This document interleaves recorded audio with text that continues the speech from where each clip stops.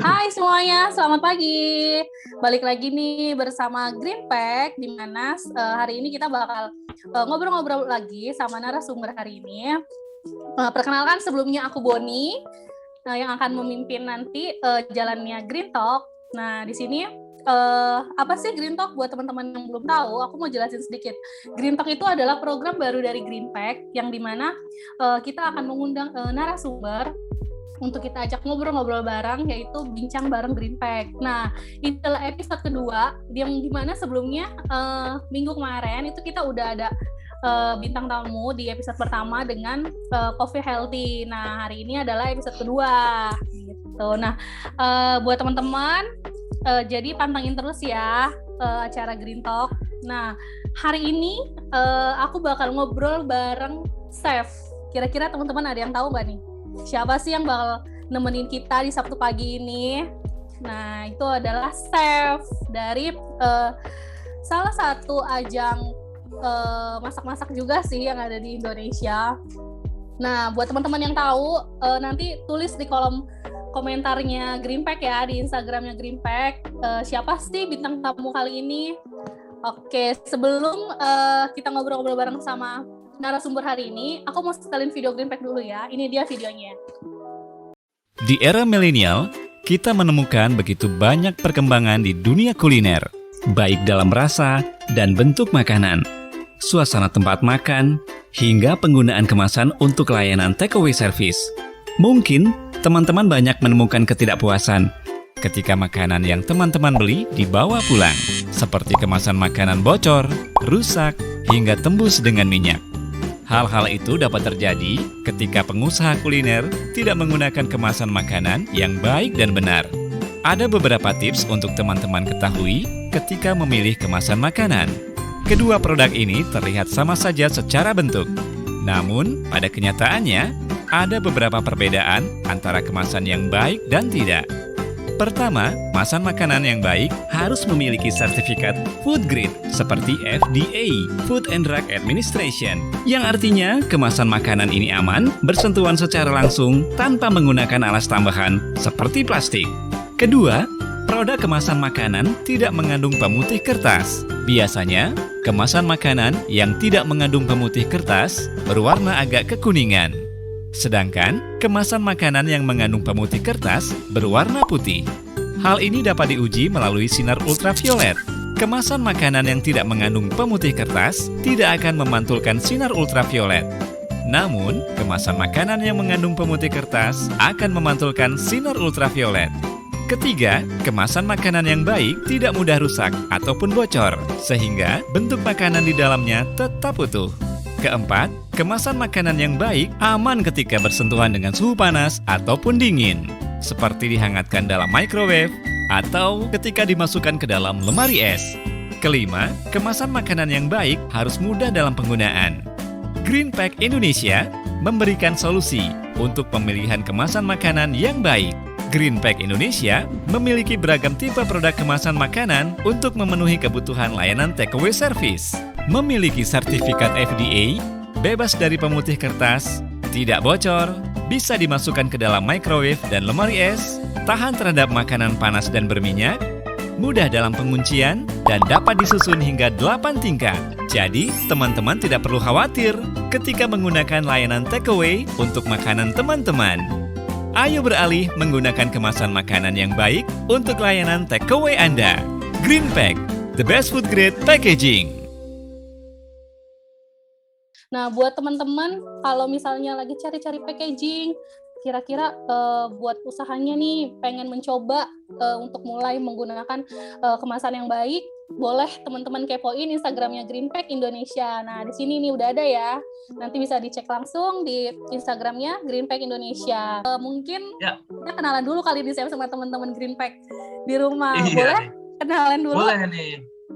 Halo nih semua teman-teman Greenpack yang ada di Indonesia. Perkenalkan, saya Chef Dian Wicaksono, runner up Master Chef Indonesia season ketiga tahun 2013. Gitu. Gimana sih tanggapan Chef sendiri nih ngejalanin usaha di tengah pandemi? Cukup menantang ya menurut saya ya, karena kita dituntut lebih kreatif lagi ya daripada sebelumnya, sebelum pandemi. Karena ada beberapa batasan-batasan yang harus kita tembus ya, supaya tetap usaha itu bisa jalan, kemudian mendapatkan profit, tapi tetap mematuhi protokol-protokol kesehatan pastinya seperti itu. Cukup menantang lah pokoknya. Cukup menantang lah ya pokoknya Iya. buka usaha di tengah pandemi kayak gini. Nah, kalau boleh tahu usahanya apa nih, Chef? Nah, kebetulan kan saya tuh pengen bikin warung makan sebenarnya. Bukan restoran ya, bukan restoran yang jangan bayangin saya tuh pengen buka restoran yang mewah atau kafe seperti itu. Enggak. Saya lebih enjoy kalau saya tuh bisa membuat satu rumah makan lah ya kan. Saya nyebutnya rumah makan aja, nggak terlalu gede gitu ya. Menyajikan masakan-masakan yang simple, enak, yang bisa dikonsumsi terus-menerus sama masyarakat dan harganya pasti murah seperti itu. Nah, untuk kebetulan kan saya memulai bisnis ini sebenarnya sudah dari tahun 2017 ya sebenarnya ya. Cuma sempat vakum 2 tahun, akhirnya saya jalanin lagi mengikuti dengan apa yang dibutuhkan masyarakat sekarang seperti itu. Jadi saya jualannya memang khusus online. Jadi kita nggak punya satu, atau belum punya satu tempat yang untuk orang-orang tuh datang dan dine in seperti itu ya. Jadi saya lebih prefer jualannya ke online service seperti itu. Itu yang dibutuhin masyarakat sekarang. Dan kebetulan juga dari segi cost itu juga bisa lebih sedikit daripada kita buka restoran, tapi untungnya nggak kalah dengan restoran seperti itu.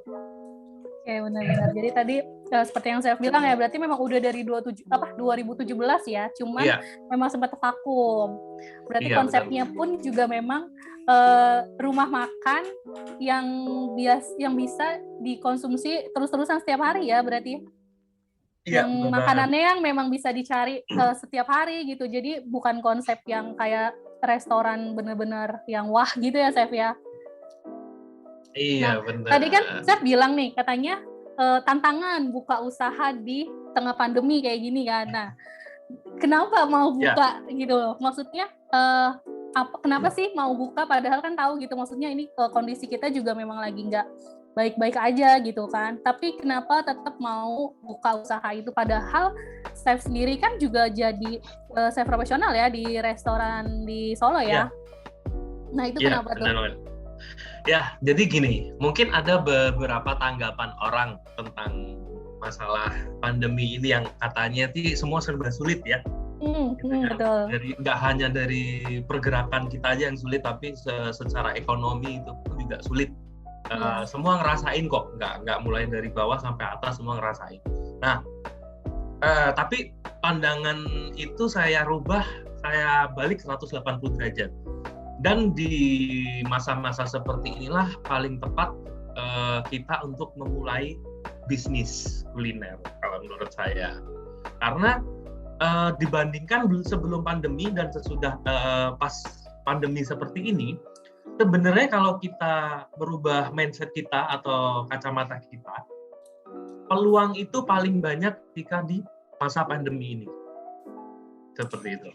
Itu yang saya lihat ya dari peluang-peluang yang ada seperti itu. Tapi balik lagi, tergantung apa yang mau kita jual ke customer atau ke masyarakat seperti itu. Jadi saya buang jauh-jauh kalau memulai bisnis ini di zaman sekarang itu adalah suatu kebodohan. Pasti orang bakal ngomong seperti itu. Mending lu save money aja buat lu hidup ke depannya gimana untuk besoknya. Biasanya kan seperti itu ya. Iya, benar-benar. Ya, saya mau melangkah yang berbeda karena ketika nanti saya bisa lolos berusaha di masa pandemi ini, walaupun nanti pandeminya perlahan selesai, disitulah saya mempunyai suatu kekuatan bisnis yang sudah saya mulai dari masa pandemi yang disebut orang adalah masa-masa sulit seperti itu. Oke, berarti memang nggak ada kata sulit ya. Justru ini bisa kita jadiin sebagai acuan supaya kita juga belajar gitu. Jadi pada saat nanti semua udah baik-baik aja, kita bisa lebih tahu gitu loh, gimana sih cara menghadapi resiko-resiko yang bakal dihadapi saat mulai usaha gitu ya, Chef ya. Bisa jadi dibilang seperti itu ya. Iya, benar banget. Kita kan kalau kita mulai dari sekarang ini masa-masa sulit, mungkin dari segi marketing, ya kan, Yes. promosi, kemudian SOP pelayanan, itu kan kita perhatiin benar nih. Nah, ketika pandemi selesai, berarti kan peraturan semakin senggang kan, gitu loh. Jadi ketika kita sudah bisa dine in, itu akan enak, tapi kita nggak hanya mengandalkan kekuatan di dine in karena kita online itu sudah kita pegang. Karena sekarang apa-apa itu sudah mengandalkan tentang online seperti itu. Iya benar-benar. Aku setuju sih tadi sama yang saya bilang bahwa ini bisa kita jadiin satu kesempatan untuk kita terus belajar ya. Jadi pada saat semua udah selesai, peraturan juga udah mulai longgar pastinya. Jadi untuk bisnis online pun kita bisa pegang gitu, kita udah tahu kuncinya gitu kan, tinggal kita terapin pada saat nanti ini aja gitu kan. Iya, benar. Oke. Nah, untuk bisa nih, tadi kan saya bilang itu kita harus bisa jadiin peluang. Nah, untuk bisa kadang kan kita mikirnya bener yang kayak tadi kan, aduh masih sulit nih buka usaha di tengah pandemi. Nah, gimana sih Chef supaya kita tuh punya mindset yang kalau kita tuh bisa gitu loh memulai di saat-saat seperti ini gitu. Iya. Pertama-tama kita ilangin dulu ketakutan kita, gitu. Nggak usah terlalu mikir modal yang harus gede atau besar, banyak, itu enggak. Kita yang modal untuk usaha kuliner di masa pandemi ini adalah keberanian sebenarnya. Kalau nggak berani, orang akan setengah-setengah gitu loh. Kan misalnya seperti ini, saya memulai bisnis ini, membangun ini lagi di masa pandemi ini, itu nggak gampang gitu loh, karena kalau kita tahu banyak sekali orang itu larinya ke kuliner sekarang, entah jualan open PO makanan, ya kan, kue, kemudian dessert, macam-macam lah, banyak banget yang dulunya mungkin orang pengusaha, karena WFH atau karena unpaid leave atau mungkin PHK berubah jadi jualan makanan. Itu banyak banget. Nah, di situ biasanya ketakutan orang itu adalah, aduh sekarang banyak banget yang jualan. Gimana aku mau jualan? Nanti takut nggak laku. Nah, di situ orang ketakutannya. Yang penting apa? Pertama berani.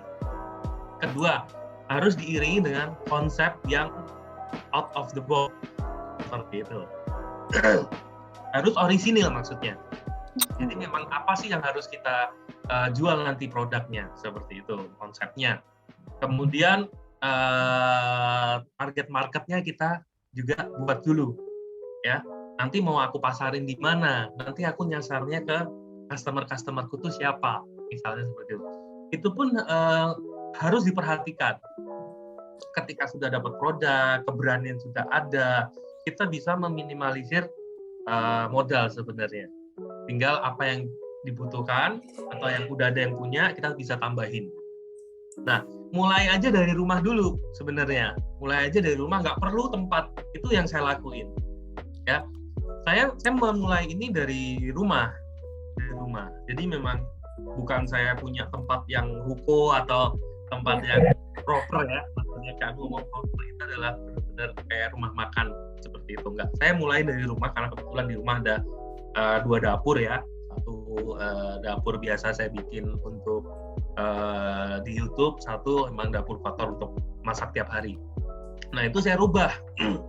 Saya rubah untuk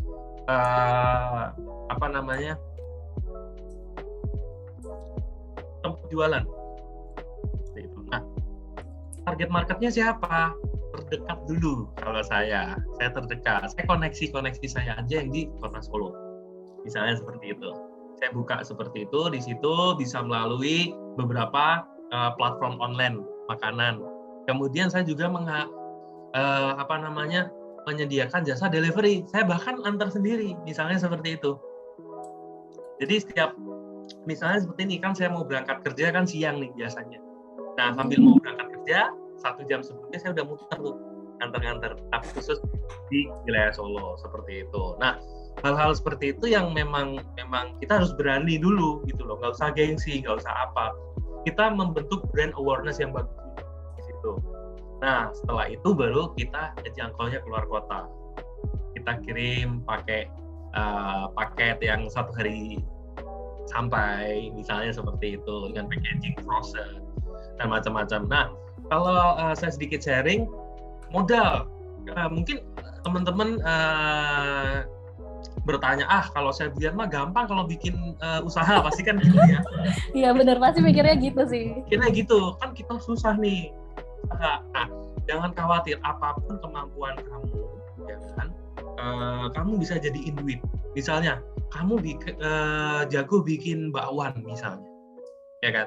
Kamu bikin bakwan yang out of the box, bikin beberapa flavor atau beberapa filling di bakwan tersebut, ya kan? Kemudian sesuatu yang unik itu kamu bikin packaging yang bagus. Nah, seperti itu. Nah, kemudian dipasarin. Nah, kalau masalah modal, saya mau kasih bocoran. Saya buka di rumah sampai online sampai jadi semua ya, lengkap ya. Dari sampai saya beli handphone untuk aplikasi ya. Itu saya bukan pakai handphone pribadi, saya masukin modal juga. Wah, dari nol sampai saya bangun di rumah sampai bisa jualan itu kurang lebih 15 juta. 15 juta itu itu udah bahan baku, sudah alat, udah freezer, sudah semuanya. Nah, omset kurang lebih untuk omset harian kotor ya, itu sekitar 2 juta sampai 4 juta. Paling sepi 2 juta. Itu omset kotor per hari. Per hari ya berarti ya? Per hari. Kita ngomong kalau food cost-nya kita di 40%. Berarti kan keuntungan bersih di antara 1 juta sampai 1,5 juta. Modal 15 juta. Sebulan dapat berapa? Benar sih. Ya, seperti itu. Nah, terus kenapa harus takut? Karena yang penting apa? Kita berani. Kalau orang usaha kuliner masih takut, dia akan setengah-setengah. Serius, dia akan setengah-setengah.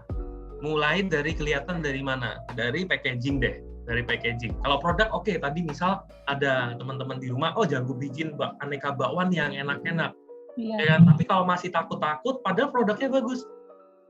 Dia packagingnya apa? Aduh, pakai yang styrofoam lah, yang apalah. Itu kan sayang banget kan ya. Tapi alasannya pasti ada. Itu lebih murah, Chef. Jadi cost-nya lebih murah. Kita kesampingkan cost yang lebih murah. Kita pengen liatin betapa bonafitnya produk kita nih, ya kan? Produknya murah, produknya bagus, ya kan? Kemudian packagingnya keren. Nah, itu orang akan berpikir, wah ini berkualitas nih produknya. Seperti itu. Oke, berarti Chef juga setuju ya bahwa pemilihan kemasan makanan itu dalam usaha memang satu hal yang penting ya, Chef ya. Jadi emang gak cuma makanannya aja, benar, tapi pemilihan kemasannya pun juga itu jadi satu hal yang paling penting ya, karena kita kan gak cuma kualitas makanannya. Bener kayak tadi saya bilang, kalau misalnya makanannya udah bagus, udah keren, udah cakep, terus tiba-tiba ditaruh di packaging yang kayaknya nggak banget lah biasa. Gitu, pasti biasa aja gitu kan. Orang juga pasti mikirnya makanannya enak nih, tapi packagingnya kok kayak gini gitu. Berarti memang setuju ya, Chef ya? Iya, bener banget. Ibaratnya gini, packaging kebetulan ini bukan karena kita lagi ada di Green Talk ya. Di restoran saya juga menggunakan Green Pack, ya kan? Okay. Itu pun juga udah dari buka awal tahun 2018 sudah menggunakan Green Pack. Dari situ sudah bisa kelihatan seperti ini. Kalau kita mempunyai satu produk bagus, kita kasih kemasan yang bagus. Ibarat orang yang dilihat adalah penampilan dulu kan? Iya, benar, setuju. Ya, saya ketemu Mbak Boni. Apa yang saya lihat adalah Mbak Boni secara visual, benar nggak? Ya, benar. Nah, ketika kita ngobrol, kita baru ketemu personalitinya. Oh, personalitinya Mbak Boni seperti ini nih, gitu. Ya kan? Itu sama ketika ke makanan. Makanan itu kan kita jatuh cinta sama packagingnya dulu. Kalau kita ngomong bukan yang dine in ya, kita take away atau mungkin delivery service ya. Jatuh cinta pada packaging. Packagingnya bagus nih, keren, lucu nih, ya kan? Nah, ketika di situ kita baru buka makanannya, waduh makanannya ini baru buka aja baunya enak banget ini. Nah, packaging itu benar-benar mempengaruhi selera makan, percaya nggak percaya? Ya, itu pernah saya melakukan beberapa riset nih. Saya gitu. pengen cerita. Saya beli pecel lele, pecel ayam waktu itu. Beli pecel ayam, ya kan? Satu dibungkus pakai kertas apa tuh yang coklat tuh, kertas minyak, nasi. Kertas nasi. Itu kan biasa pecel lele dibungkus. Iya. Nah, waktu itu saya masih ada packaging green pack yang sekat 5 kalau nggak salah, 1, 2, 3, 4, 5, ya sekat 5. Saya susun di situ, ya kan? Saya punya 2, saya mau bawa ke teman saya. Saya bawa 4, ya kan? Saya tawarin nih, makan nih ayam pecel ayam gitu. Nah, mereka tuh malah berebutnya yang pakai packaging yang keren, ya kan? Terus dibuka, aku nyoba, ya kan? Coba rasanya gimana? Enakan yang ini gitu loh. Enakan yang ini tuh yang packagingnya keren. Padahal kita belinya tuh sama, ayamnya sama, sambalnya sama, seperti itu. Karena dari packaging itu kalau kita mau bisnis kuliner jangan dianggap sebelah mata gitu loh. Kadang tuh cuman kan itu cuma bungkus doang, nanti cuma buat makan terus dibuang. Kan biasanya seperti itu. Iya, benar-benar. Nah, tapi ini benar-benar mempengaruhi. Jadi selain kalau kita mau usaha kuliner, produk itu harus bagus, packaging harus bagus, strateginya juga harus bagus. Seperti itu. Berarti memang benar-benar harus dikonsepin banget ya, Chef, ya, nggak cuma sekedar pilih makanannya apa nih yang bakal kita jual, terus nggak cuma rasa, tapi packaging itu juga penting berarti ya. Iya, benar. Nah, tadi kan ngomongin usahanya Chef sendiri nih. Kira-kira apa sih, Chef, nama usaha Chef sendiri nih? Siapa tahu teman-teman ada yang belum tahu. Iya. Namanya kebetulan saya kasih nama The Moza. The Moza Food and Beverage. Iya, The Moza Food and Beverage. Seperti itu. Jadi ada beberapa perbedaan dari pertama saya bikin sampai saya opening lagi. Itu kalau dulu saya jualan ayam goreng, ayam bakar, lele bakar, lele goreng, seperti itu ya. Itu ada tempatnya dulu di depan salah satu mall di kota Solo. Itu pun saya juga bukanya di shelter karena saya mau menjaring itu loh, karyawan mall yang yang pada istirahat, yang nggak bisa makan di kantin mall gitu ya. Iya, jadi buat menjangkau. Seperti itu. Waktu itu saya ingat banget, saya jualan itu 14.000 sampai 16.000 kalau nggak salah. Itu udah dapat nasi, udah dapat ayam, ya kan, udah dapat lalapan, sambal sama es teh waktu itu ya. Nah, sekarang saya rubah, saya jual ada rice ball, saya jual siomay dimsum, saya jual tahu wali, ya kan, kemudian kopi sama coklat untuk minumannya. Nah, saya memang nggak jual terlalu banyak karena saya mau fokus di produk itu yang menjadikan salah satu kekhasan. Nah, ini salah satu kekhasan dari suatu brand. Seperti itu yang mau saya bentuk. Oke, nah untuk pemilihan nama sendiri nih, Chef, The Moza, itu ada artinya nggak sih, Chef? Ada sih, itu nama anak saya. Oh gitu, itu nama anak ya, Moza. Mozalita namanya. Mozalita, jadi The Moza, jadi oke, jadi disingkat ya. Iya. Oke, nah ini Mozalita. Untuk kerjaan sendiri gimana nih, Chef? Berarti selama pandemi? Kerjaan kebetulan selama pandemi cukup berpengaruh juga ya. Oke. Mulai ada unpaid leave seperti itu, kemudian kita dituntut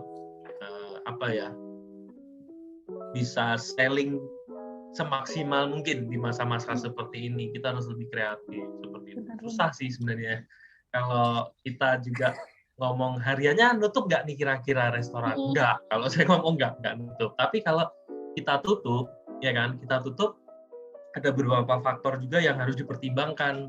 Kalau untuk restoran selama mungkin PPKM ini tutup ya.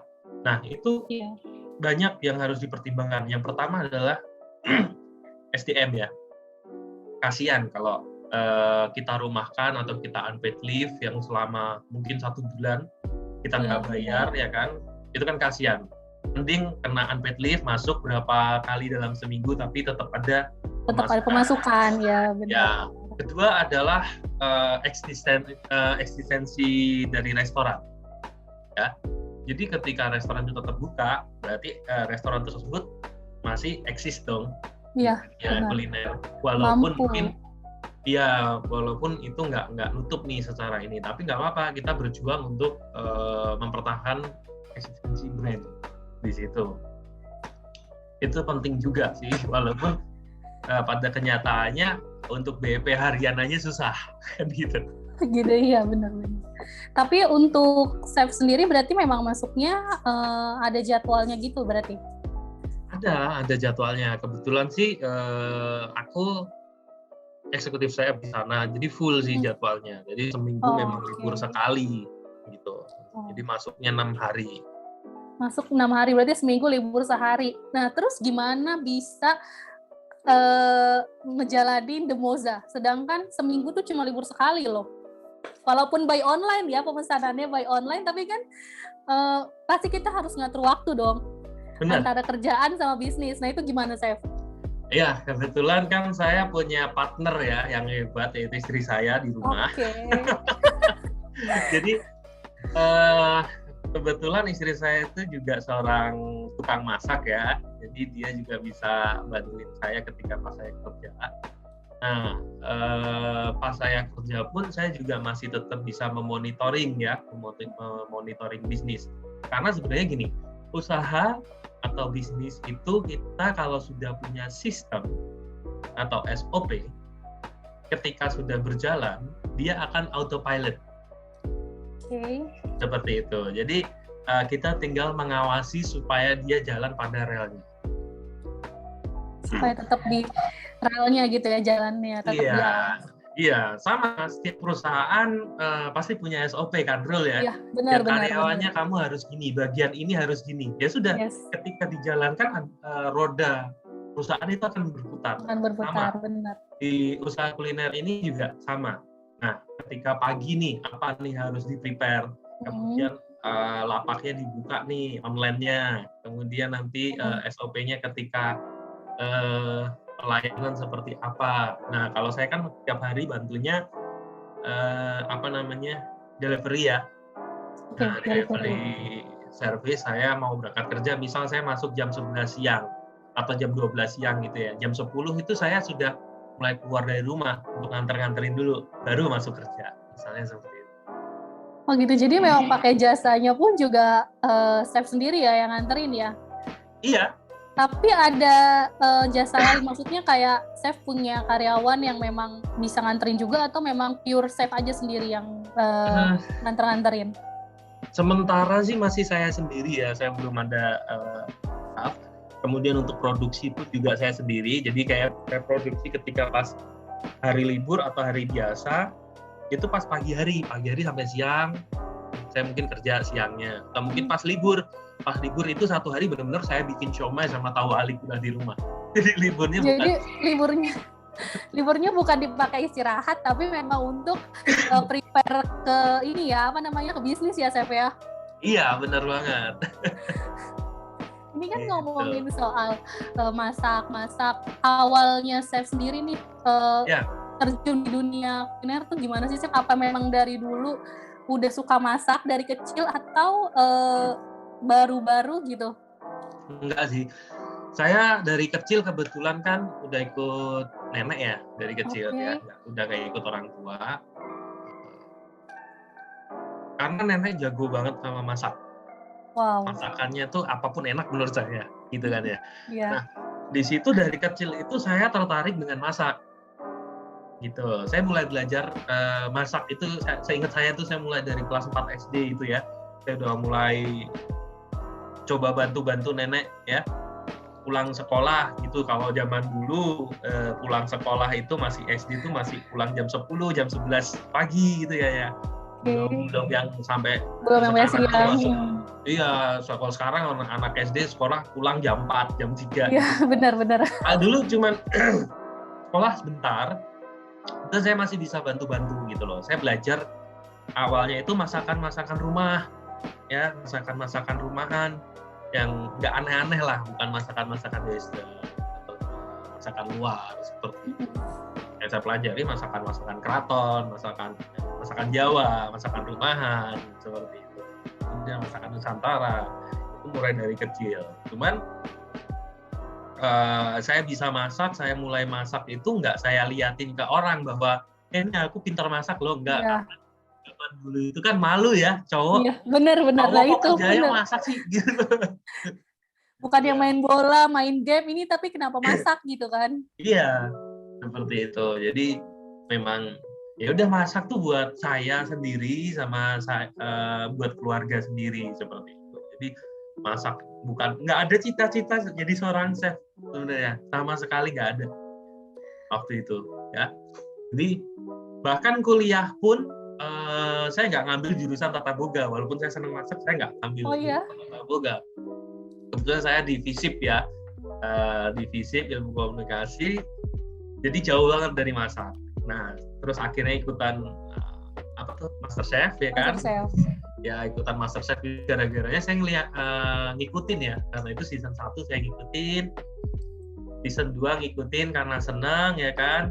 Karena di season 1, season 2 saya lihat MasterChef itu bukan dari dramanya, dari sisi dramanya saya nggak terlalu suka. Saya melihat dari sisi edukatifnya, berbeda nih. Nah, orang bisa masak dan orang senang entertain melihat tayangan tersebut, itu akan dua sisi. Seperti itu. Kalau saya senang masak, hari ini tantangannya apa ya? Itu bikinnya gimana ya? Bahannya apa aja ya? Kan seperti itu. Jadi pengen tahu lebih. Iya, tapi kalau dari segi entertainnya, Chef Juna ganteng banget tuh pakai baju ini. Chef Renata cantik tuh pakai kemeja terusan gitu. Nah, kan gitu. Iya. Terus ada lagi, drama apa nih hari ini nih? Ada yang berantem nggak nih? Nah, gitu. Dua sisi melihat suatu acara kan ya.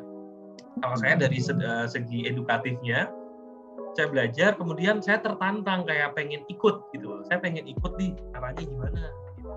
Nah, akhirnya coba daftar. Nggak ada pikiran ikut MasterChef tuh pengen nongol di TV atau apa, jadi artis atau apa, nggak ada pikiran sama sekali seperti itu. Jadi kayak saya senang masak, coba nih aku mau ikutan ini sampai mana sih aku bisa masak, cuman gitu aja. Ya alhamdulillah bisa lolos gitu sampai grand final. Sampai runner up ya, sampai grand final, benar-benar. Nah, tadi kan Chef bilang di awal di rumah jadi ada 2 dapur ya, kalau nggak salah tadi ya? Ya. Yang satu untuk YouTube, yang satu memang untuk masak hari-hari. Ya. Nah, baik di rumah maupun di resto sendiri nih, di tempat kerja, kira-kira ada perbedaan nggak sih Chef sebelum dan sesudahnya nih, baik itu protokol, apalagi ini kan mengenai makanan ya, pasti kan kita harus benar-benar higienis banget. Nah, itu ada perbedaannya nggak sih Chef sebelum dan sesudah pandemi?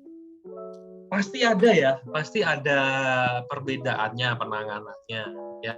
Cuman ada perbedaannya itu nggak banyak ya sebenarnya ya, karena di protokol untuk pengolahan makanan secara internasional atau menggunakan HACCP itu sebenarnya walaupun nggak pandemi, apa yang kita lakukan di dapur itu sama sebenarnya yang harus dijalankan sekarang. Seperti itu. Misal di dapur internasional nih, saya pernah kerja di luar juga sama, saya menggunakan sarung tangan, menggunakan masker, penutup kepala, ya kan? Iya. Melakukan pengolahan penggorengan, misalnya seperti pengadukan sesuatu yang panas, itu biasa menggunakan Google juga, seperti itu. Jadi memang itu belum terjadi pandemi ya. Nah, sebelum pandemi. Pandemi baru kelihatan nih, pengolahan makanan harus pakai sarung tangan. Sebenarnya itu sudah kita lakuin dari dulu. Iya. Kemudian pakai masker. Nah, kalau pakai masker ini mungkin di Indonesia masih ada yang pakai, ada yang enggak kan dulu ya. Benar banget. Sekarang harus wajib semua. Kemudian penutup kepala itu udah wajib, walaupun sebelum pandemi itu pun harus wajib ya supaya nggak ada kontaminasi dari rambut. Kemudian yang membedakan adalah kalau di restoran semua karyawan kan dilakukan pengecekan suhu tubuh misalnya seperti itu. Apakah ada gejala-gejala misalnya kayak demam, batuk, pilek seperti itu. Nah, kalau nggak lolos dengan salah satu itu biasanya dipulangkan. Dipulangkan ya. Biasanya seperti itu aja sih yang membedakan. Kalau untuk operasionalnya sih kurang lebih sama. Kita pakai semua perlengkapan itu. Yang membedakan adalah mungkin cek suhu, ya kan? Terus screening.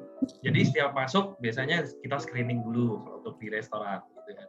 Screening dulu, oke, hari ini kamu ada keluhan apa, pilek, batuk, pusing, demam, oh nggak ada, oh ya sudah, cek suhu, cuci tangan, masuk. Nah, seperti itu. Oke, berarti kurang lebihnya sama ya, karena memang di dapur pun juga penggunaan peralatan yang tadi Chef bilang itu memang sudah diterapkan dari sebelum-sebelumnya lah ya. Iya, benar bedanya banget. yaitu yang tadi Chef bilang protokol gitu kan, cek suhu, screening dan lain-lain gitu kan. Nah, ada dampak yang signifikan banget nggak sih Chef selama pandemi, terutama untuk Chef sendiri ya? Dampak sih pasti ada lah ya. Pastilah ya. Mulai dari job juga pasti berkurang drastis, hampir nol lah ya kalau kita ngomong job di luar. Tapi ya alhamdulillah kita mengikuti perkembangan, kita udah jadiin job itu online seperti itu ya. Kan biasanya kalau saya selain ngurus resto, ngurusin bisnis, saya juga ada demo masak, cooking gitu. demo di luar kota, di Jakarta, di Indonesia, seperti itu. Nah, sekarang kan kalau pandemi seperti ini kan terkendala ya, nggak boleh berkerumun, ya kan, nggak boleh berkerumun. Kemudian kalau cooking demo pun harus online. Yes. Itu berpengaruh banget. Berpengaruh ya. Cuman kita tetap harus kreatif walaupun semua serba online, tapi kita harus tetap bisa gitulah ya. Maksudnya tetap bisa ngejalaninnya gitu kan, walaupun itu by online tapi tetap harus semangat ya Chef ya. Iya, bener banget. Dinikmatin aja. Harus dinikmatin. Gak boleh putus asa, gak boleh gampang nyerah gitu kan. Iya. Nah, untuk masak sendiri nih, yang tadi Chef bilang kan awalnya memang belajar kan dari nenek sendiri gitu kan. Nah, untuk teman-teman nih yang pengen yang pengen terjun gitu di dunia kuliner. Nah, kira-kira khususnya chef ya, mungkin yang untuk jadi chef itu ada khusus nggak sih, maksudnya ada harus sekolah dulu kah, atau ada kursus masak harus kayak gitu nggak sih Chef? Ya kalau untuk menjadi seorang chef itu kan tahapannya nggak gampang ya. Kayak saya pun juga selesai MasterChef nggak langsung jadi chef gitu loh. Iya, benar.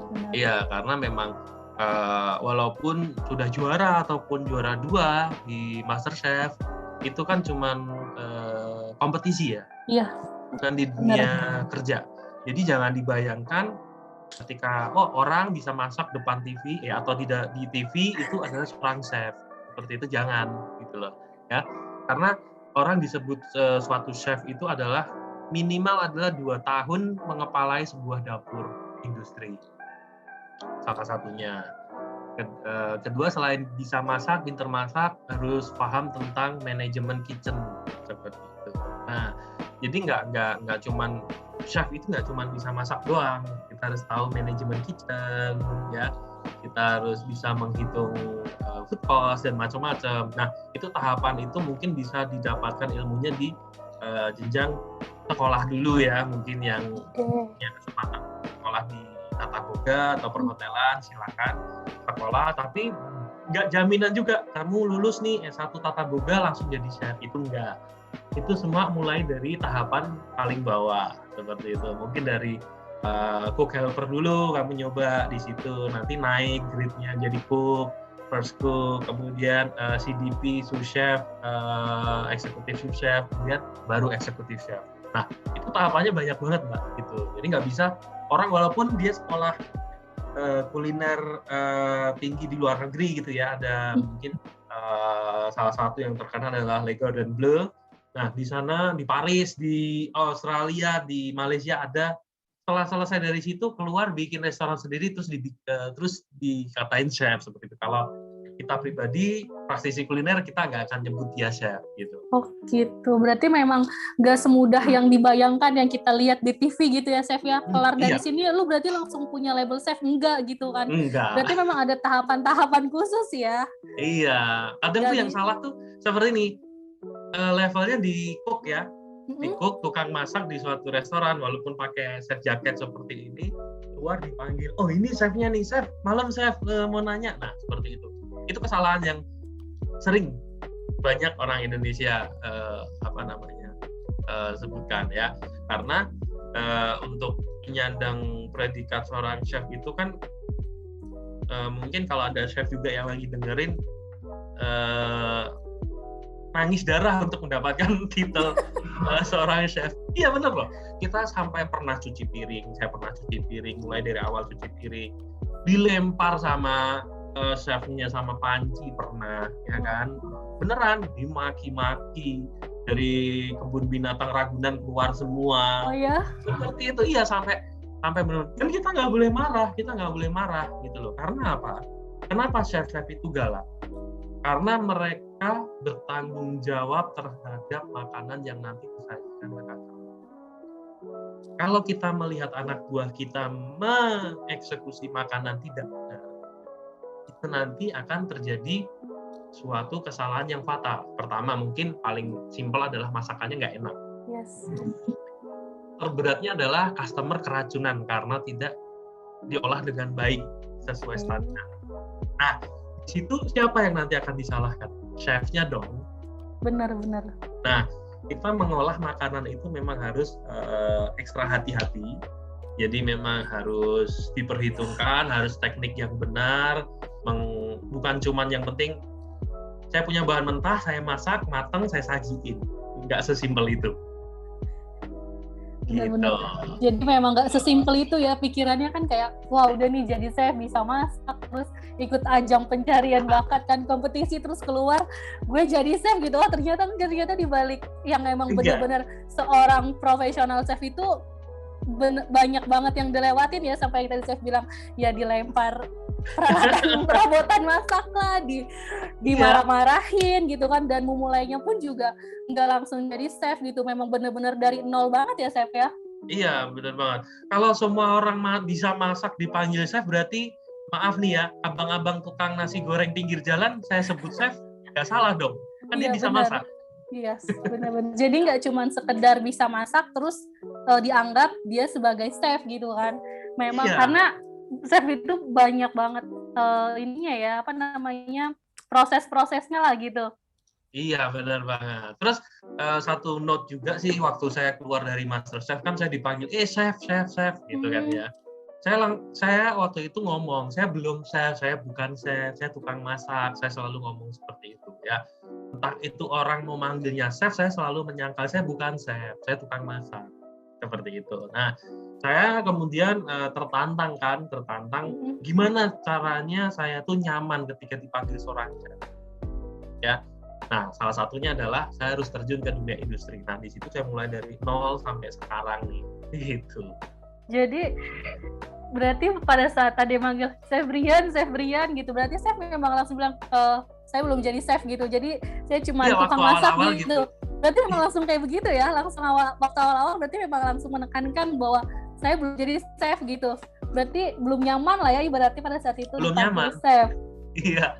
Sampai kalau yang paham sih akan berat ya, nyandang predikat chef itu berat gitu loh. Jadi nggak mentang-mentang, wah saya habis dari MasterChef nih, panggil gue chef dong. Bukan gitu. Itu nggak sesimpel itu.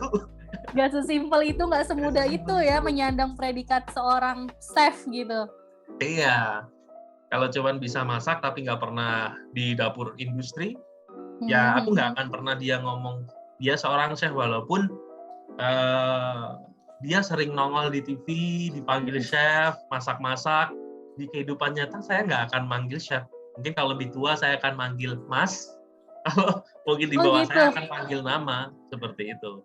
Karena kan kita kalau sama-sama tukang masak atau chef kan kita tahu kan track record di satu lingkungan tersebut ya. Kita tahu kok yang cuman modal bisa masak doang, ganteng atau cantik ya, Iya. nongol depan TV, tapi kalau disuruh masuk ke dapur industri, saya berani taruhan setengah jam deh, dia pasti nangis. Gitu.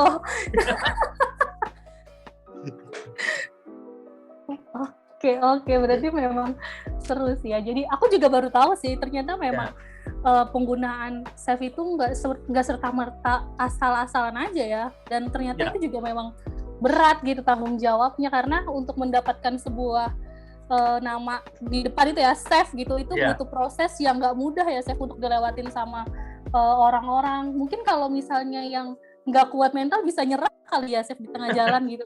Apalagi bisa. Sampai dilempar-lempar kayak gitu kan, bener gak sih?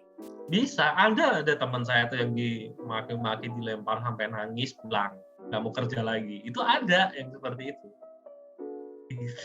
Nyerah tengah jalan, seperti itu ada. Jadi memang di kitchen itu kita juga dilatih mental gitu, dilatih mental kita untuk berbuat sesuatu yang benar supaya kita fokus, seperti itu sebenarnya.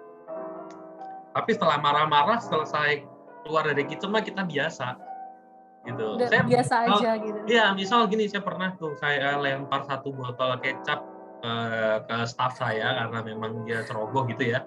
Tapi saya nggak kenain ke kepalanya atau apa, enggak. Saya lempar di bawahnya gitu loh. Maksudnya pecah di bawahnya dekat kaki seperti itu. Sampai pecah gitu, saya maki-maki. Tapi selesai kerja ya sudah, yuk kita ngopi, yuk kita ngobrol, ketawa-ketawa. Udah selesai. Karena kalau orang the real kitchen staff, dia akan tahu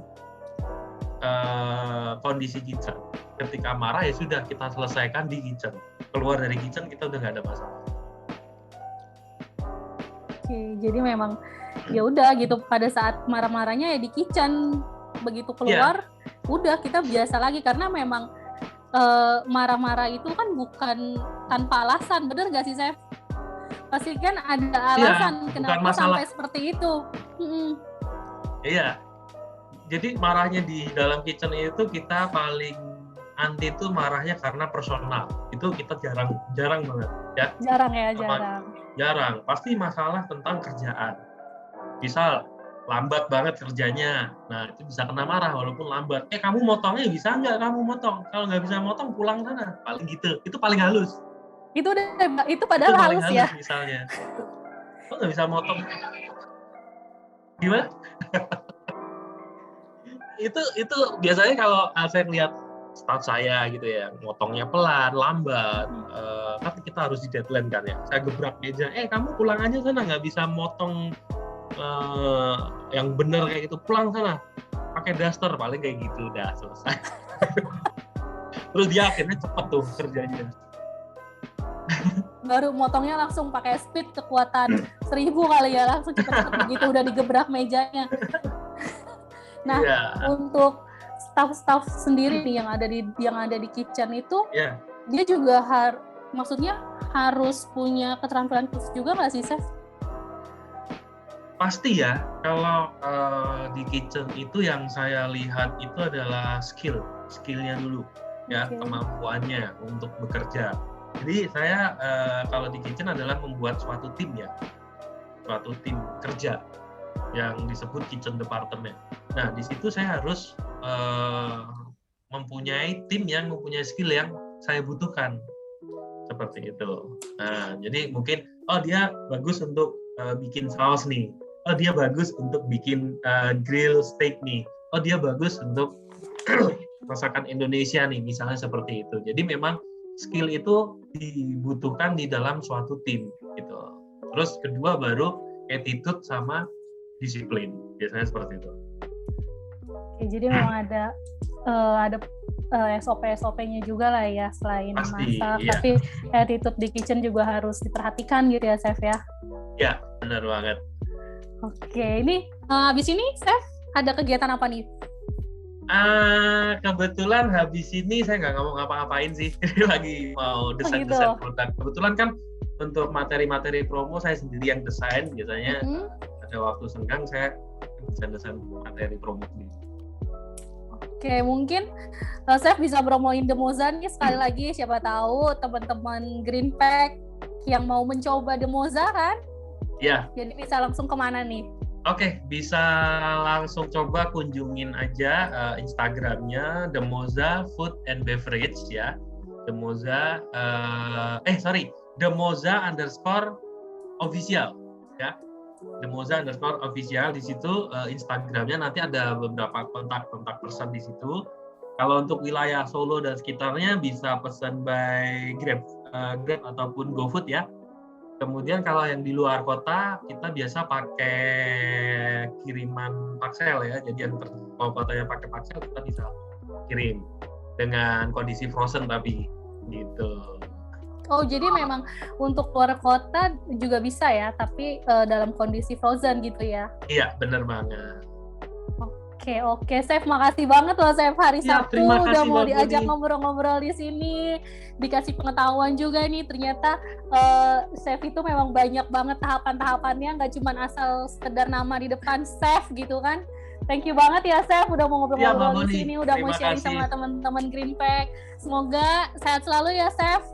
Terima kasih. Cepat sembuh, terus keluarga di rumah cepat berkumpul balik sama keluarga, dan amin. Usaha Demozanya semoga lancar. Amin. Terima kasih banyak buat Greenpack. Saya udah diundang di acara yang keren, Green Talk ya. Oke, aku juga mau bilang terima kasih sekali lagi. Terus aku juga mau minta maaf kalau misalnya ada salah-salah kata ya, Chef. Tadi sepanjang kita ngobrol-ngobrol. Semoga kita asik, ngobrolnya asik kita. Ngobrolnya asik ya. Kayaknya kita harus ada part-part selanjutnya nih, Chef, ngobrol-ngobrol kita di luar nanti. Inilah ya. Oke, Chef, makasih sekali lagi. Thank you, Boni. Bye-bye. Oke, teman-teman, tadi udah lihat kan, aku udah ngobrol bareng sama Chef Brian Wicaksono. Kita udah share pengalamannya Chef dari awal itu seperti apa sih sampai bisa jadi sekarang gitu kan. Nah, saya sendiri tadi kan bilang kalau dia juga punya usaha ya. Nah, ini mungkin buat teman-teman di rumah juga bisa jadi apa ya, edukasi mungkin ya, bisa jadi salah satu untuk berkembang nih. Jadi di tengah usaha kayak gini tuh kita nggak usah takut lah, pokoknya nggak usah takut untuk memulai sesuatu yang baru. Yang penting kita harus punya keberanian. Terus kalau kita memulai usaha juga kita harus bisa mengkonsep itu out of the box lah, ya harus tahu targetnya seperti apa. Jadi jangan ragu untuk memulai sesuatu walaupun ini kita di tengah kondisi yang lagi nggak baik-baik aja. Justru kita harus menjadikan situasi saat ini itu sebagai acuan supaya nanti kita bisa lebih berkembang lagi. Nah, untuk teman-teman juga jangan lupa ditonton Green Talk-nya karena ini akan jadi satu sharing yang bermanfaat banget buat teman-teman di rumah. Oke, kalau gitu aku mau bilang terima kasih buat teman-teman yang udah nonton, untuk Chef Brian juga udah mau jadi bintang tamu di sini. Semoga kita ketemu lagi di Green Talk episode selanjutnya.